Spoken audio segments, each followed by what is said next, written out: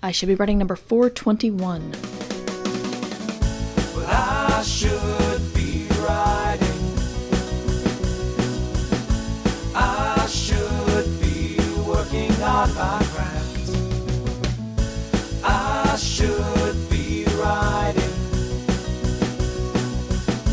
I should be submitting my next draft. But I'm sitting home watching Doctor Who. Hi there, welcome to I Should Be Writing, the podcast for wannabe fiction writers. I'm your host, Murr Lafferty. And unfortunately, in the Discord, someone has said they were not going to do NaNoWriMo this year, only I made it sound fun, so now they might do it. And they're mad at me. I might be exaggerating a little bit, but you know what? I'm not sorry. Because even if you fail at trying big things, you'll probably still accomplish more than if you hadn't tried at all. I gotta keep reminding myself of that. I'm going to talk a little bit today about productivity, not so much writing. I've tried many different productivity options out there. And I can't find anything that works for me. People ask me what my schedule is writing at home, and as every day passes, I realize that I've been doing this for a very long time, and I still don't have a regular schedule. And that shames me. I don't know why. I don't know why I can't get into a regular schedule. But I found something that works, only it made me ashamed that it worked. And so I didn't think it was responsible. But in doing some research, I think it might be valid. There have been research about decision fatigue, where if you make too many decisions, you will wear yourself out, and your decisions later on in the day will not be wisely made if you make a whole bunch of decisions at the beginning of the day. And this could be what t-shirt to wear. And I realized a lot of times when I look at my to-do list, I suffer from decision fatigue. And so one time I worked out all of my things on my to-do list by how long it would take to do. So like super long thing that required a lot of focus was like writing or recording. And then short things like making phone calls or doing the dishes or something were on another list. And then I looked at the time I had available and I decided to do a random number generator and have that figure it out for me. And it worked. Okay, I rolled a 4. What's 4? 4 is put in a load of laundry. All right, I'll put in a load of laundry. And like I said, it made me feel irresponsible to just allow a random number generator to do what I was incapable of doing. But if it's a solution to my problem, then why not? It does ignore the fact of priorities.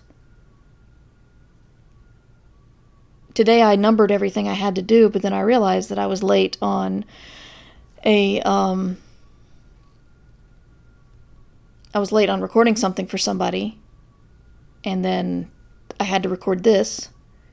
And so those two things were my priority. But after those are done, if I have any time left, I could either decide what to do or I could roll a die. The random number generator also makes you face the things that you maybe didn't want to do in the first place. So if you keep looking at your to-do list and you keep not calling that person you don't want to call, maybe the random number generator will make you call them. I don't know. Like I said, it's worked for me. It may not work for you. Who knows?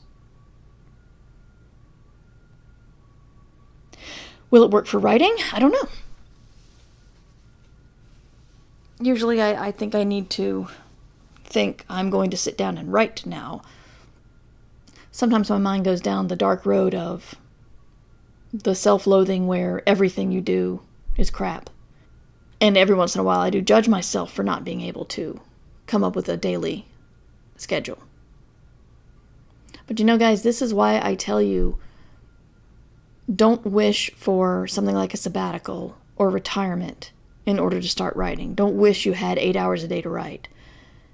Because I promise you, if you're not writing when you have 30 minutes, you're not going to write when you have 8 hours, because all the crap that crops up to take your writing time away now will still crop up to fill 8 hours if you have 8 hours to give. Trust me. But you just have to decide whether you're going to let that stuff crop up. So that's my productivity tip for today. Maybe it'll help you, maybe not. Who knows? Give it a try. If you have trouble with, if you know, like the bullet journal and all that, all those special journaling crap didn't work. You don't need a special piece of paper, a special journal.